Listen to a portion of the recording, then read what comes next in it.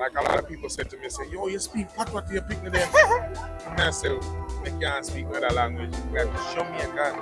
So that was my sense of feeling. Where I feel like, you get the Jamaican citizenship.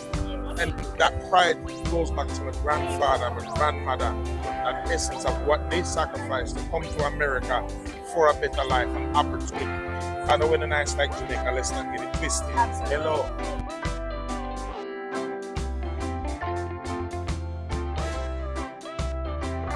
You got your citizenship, and you said at that time that it felt good. So the question I have for you is, what do you think Jamaicans, second and third generation Jamaicans overseas, in terms of getting their citizenship, how important do you think that is?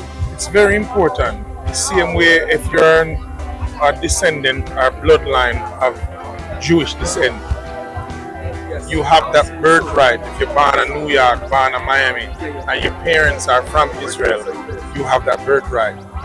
So I believe that it's very important that we as Jamaicans, especially parents that born in Jamaica and move to places like UK, Canada, America, all over the world, to make sure them children know their roots. It is important for them to even speak them language, because many times people go to, it's important if you move to Germany, you have to learn some German. Yes. If you move to Japan, you have to learn some Japanese. So but it's very important to hold on to the essence of our language.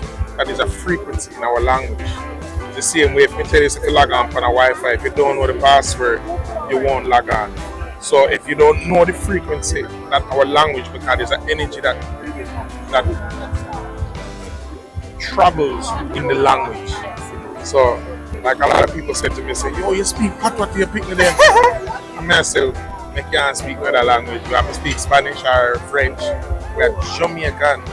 So, but I wouldn't go into the DMV and say, well, go on, how much the license? I have to carry myself properly, that's true. So how important is it to claim the citizenship? Because some persons, they have a Jamaican passport, but you went ahead and you came here and you claimed it, you got naturalized and got your certificate that I'm a Jamaican. How important is that? One of the greatest days of my life. I would say the importance of that is like it's like a social security or a TRN, you know what I mean? With your nationality, by identifying with that. And there should be a sense of patriotic energy in you when you get that. Because I'll never forget, many people when they even go from different countries and they go to get a Canadian passport or American passport and they say, oh, I got my US citizenship. That was my sense of feeling, where I feel like, you know, get the Jamaican citizenship. And that pride goes back to my grandfather, my grandmother, that essence of what they sacrificed to come to America for a better life and opportunity. I know when a nice like Jamaica, let's not get it twisted. Absolutely. Hello. So, but for opportunity and to take care of family, we have to go overseas. But we're moving in the right direction. I've seen a lot of growth in Jamaica, and the government is doing their best. But what I've seen in the past 4 to 8 years, there's a lot of development going on in Jamaica. A lot of things that still needs to be changed, but I think we're in a good direction. And in your neck of the woods, St. Thomas, lots going on there. Yes. It's St. Thomas. I'm very proud of it. Suncoast Beach Club, a great project. The Paul Bogle Center, the rebuilding of the courthouse. You know, now them say them have KFC out there. There's so many things. But they get KFC now. Say again? They get KFC now? Yeah, we get KFC and we get Burger King. So St. Thomas are developed, you know, there's going to be a time when people want to come to St. Thomas and have left Kingston. Yes. Yeah. So, how important is it for artists, or how important are artists in the development of Jamaica? Very important. We are some of the ambassadors of the private sector and the business owners and the politicians that go and represent our country. I think that it's considered pop culture in Jamaica. Someone like a Popcorn, someone like the Buju Bantans, the Massacres, the Capitans, the Shaggies, Sean Pauls. These are the ambassadors that go through the airport and represent our country.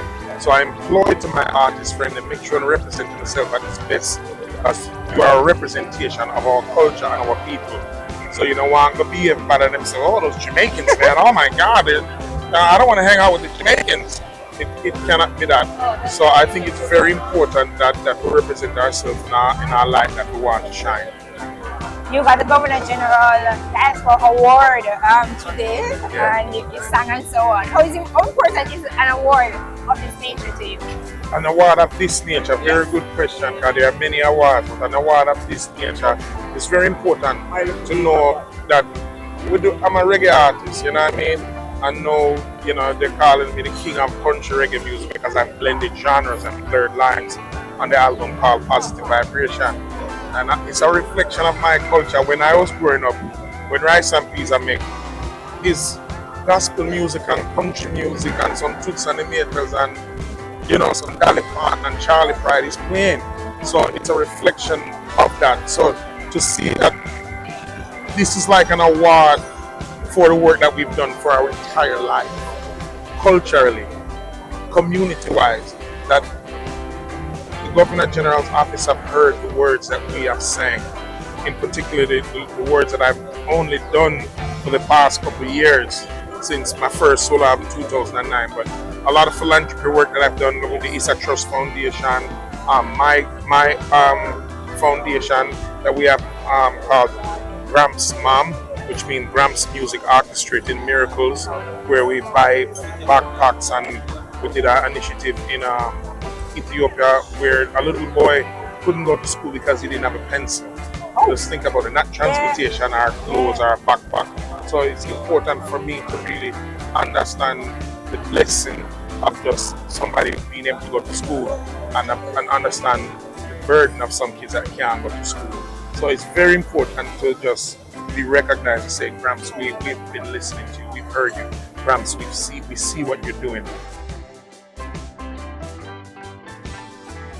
If they reach certain age, you have to shine a light in a positive light. Even though I still saw her that way when she was doing the sexy songs, right? Because without sex, there's no life. You can't come forth.